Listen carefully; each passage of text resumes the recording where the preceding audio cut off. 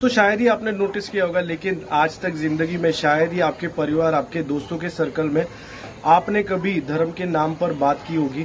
लेकिन आजकल social media या न्यूज चैनल कुछ भी करो, हर जगह पर धर्म के नाम पर बस विवाद चल रहा है। खासतौर पर पार्टी विद डिफरेंस जो आई है डेवलपमेंट के मुद्दे लेकर, आजकल सिर्फ धर्म की बातें करते हैं।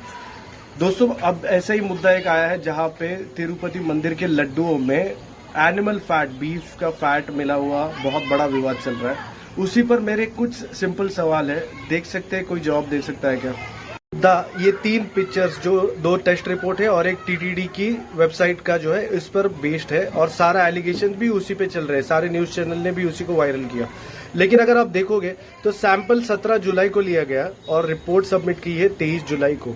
तो फिर टीटीडी ने अपनी रिपोर्ट 22 जुलाई को अपनी वेबसाइट पर कैसे पब्लिश कर दी? इसी के बाद टीटीडी के एग्जीक्यूटिव ऑफिसर जे श्यामला राव, जिनको टीडीपी की सरकार ने 15 जून 2024 को अपॉइंट किया था, उन्होंने प्रेस कॉन्फ्रेंस लेते हुए कहा था कि उसमें सिर्फ और सिर्फ वेजिटेबल फैट है, कोई एनिमल फैट का उसमें कोई मेंशन नहीं किया था। क्यों? ఎన్ఏబిఎల్ అనే ఆర్గనైజేషన్ కి ఆ అక్రిడిటేషన్ ఉంటే కరెక్ట్ ల్యాబ్ అని, సో ఆ ల్యాబ్ కి పంపించాము. శాంపిల్ పంపిస్తే ఆ శాంపిల్లో అడల్ట్రేషన్ ఉందని తెలియదు.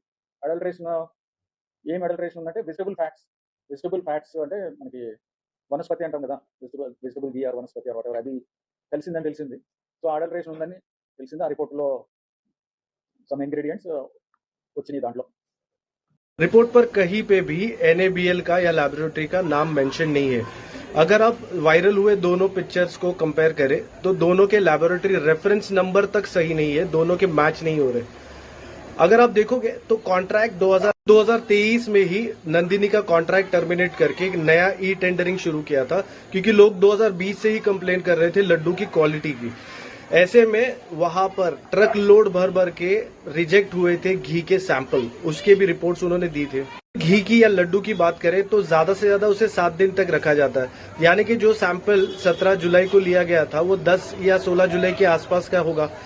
इसकी कोई भी चांस नहीं कि वो गए साल जो घी उन्होंने स्टोर करके रखा था, ये लड्डू था, उससे लिया गया था, जिसका आज ये इतना बड़ा नेशनल इश्यू बना रहे।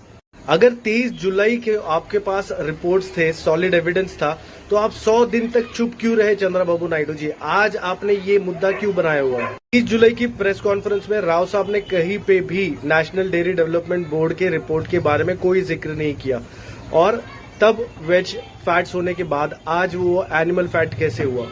की जो सबसे प्रॉफिटेबल गवर्नमेंट की डेयरी थी महानंद डेयरी, उसको आपने सुना ही होगा कि कैसे नेशनल डेयरी डेवलपमेंट बोर्ड को बेच दिया गया, और वही साजिश नंदिनी के साथ हो रही थी, आपने ये भी सुना होगा।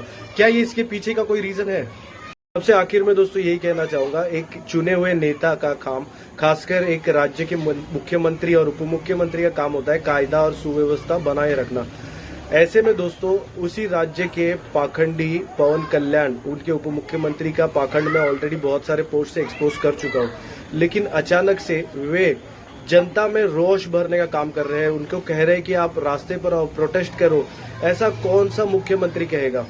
जहां पर राज्य में शांति सुव्यवस्था बनी रहे, वो कह रहे हैं कि रास्ते पर आओ, प्रोटेस्ट करो।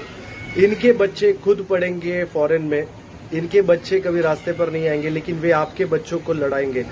इससे आपको एक सबक लेना चाहिए दोस्तों। ये देश में सिर्फ और सिर्फ धर्म की राजनीति चल रही है, और इसको चलाने वालों को इस बार आपकी विधानसभा से आपको बाहर निकालना है। जय हिंद, जय महाराष्ट्र।